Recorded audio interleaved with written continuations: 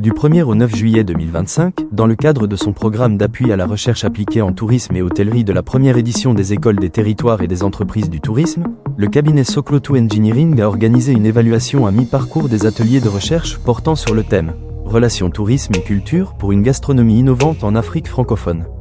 À cette occasion, le directeur général, encadreur principal des 10 ateliers, a effectué une tournée dans les différents pôles pays afin de suivre l'état d'avancement des travaux de recherche et d'échanger avec les membres. S'agissant de la présentation des pôles participants aux travaux, chaque pôle pays a été invité à présenter les résultats de ses travaux selon le calendrier suivant. Pôle Congo, 1er juillet 2025. Guinée, 2 juillet. Côte d'Ivoire, 3 juillet. Cameroun, 4 juillet. Burkina Faso, 6 juillet. Sénégal, 8 juillet. Et enfin, Pôle Gabon, 9 juillet 2025. S'agissant des contenus attendus au cours des présentations, chaque équipe devait présenter 3 éléments clés. Un résumé exécutif, une introduction générale, et un sommaire du rapport final du pôle. Tous les pôles ont effectivement présenté leurs travaux. Toutefois, des difficultés ont été constatées. Certains pôles n'ont pas pu présenter un résumé exécutif, principalement parce que les coordinateurs et rapporteurs n'avaient pas reçu à temps les consignes attendues. Ce fait est dû à un manquement de la coordination. Plusieurs ne maîtrisaient pas la notion de résumé exécutif ni les normes de sa construction. Pour y remédier, l'encadreur principal a immédiatement apporté des clarifications pédagogiques sur la définition, l'utilité et la structure du résumé exécutif afin d'uniformiser sa compréhension et sa production. Les présentations ont globalement révélé une bonne appropriation du thème, un réel intérêt des participants, des perspectives prometteuses pour une gastronomie culturelle innovante dans le contexte touristique africain. Certains pôles se sont distingués par la richesse et la rigueur de leur production. Mais, les résultats définitifs et officiels seront publiés ultérieurement, après une évaluation complète à la fin du délai requis pour ces ateliers. Malgré les avancées, plusieurs dysfonctionnements ont été relevés.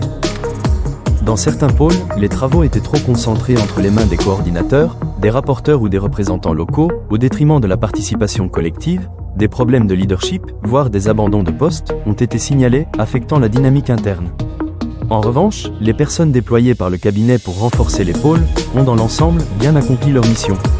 Certains pôles ont réussi à mobiliser un large nombre de membres lors des présentations. Cas particulier, pour le pôle Côte d'Ivoire, une nouvelle nomination a été proposée. Après entretien avec le rapporteur et le représentant local, le directeur a validé la proposition de nomination d'une nouvelle coordinatrice. À l'issue des échanges avec le formateur, des ajustements ont été décidés pour renforcer l'efficacité des pôles. Pôle Gabon, un nouveau rapporteur a été désigné dans un esprit de continuité, de performance et de collaboration renforcée. Tous les membres qui souhaiteraient changer de poste ou qui trouveraient leurs tâches incompatibles avec leur emploi du temps et leurs attentes ont été invités à le signaler, pour permettre à la direction de prendre des mesures appropriées afin d'assurer un bon déroulement des travaux. L'encadreur principal a envoyé un guide de rédaction à suivre rigoureusement pour structurer le fond et la forme des documents attendus. Il a été décidé que la nouvelle date de fin des travaux sera communiquée ultérieurement, une fois les pôles réorganisés et efficacement engagés dans l'objectif de produire des rapports conséquents à tout point de vue. Certains pôles, notamment Congo, Guinée et Cameroun, ont signalé des obstacles d'ordre logistique, administratif ou d'accès aux données.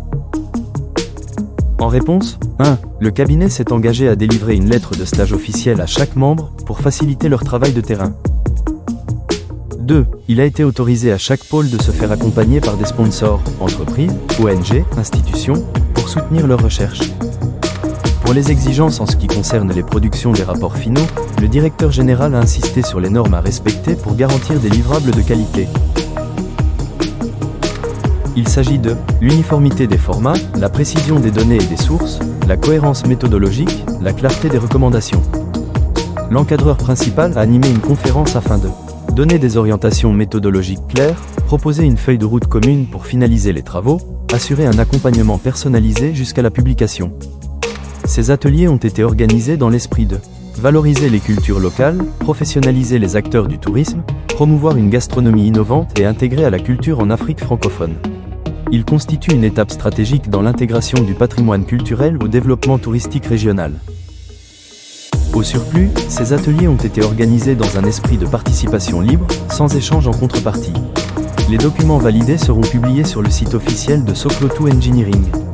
Par ailleurs, le cabinet s'est engagé à récompenser le meilleur rapport d'atelier, la meilleure organisation en pôle, le meilleur coordinateur, le meilleur rapporteur, et les 25 meilleurs contributeurs ou participants. Les participations sont toujours ouvertes. Vite rejoignez un pôle, nous encourageons la diversité.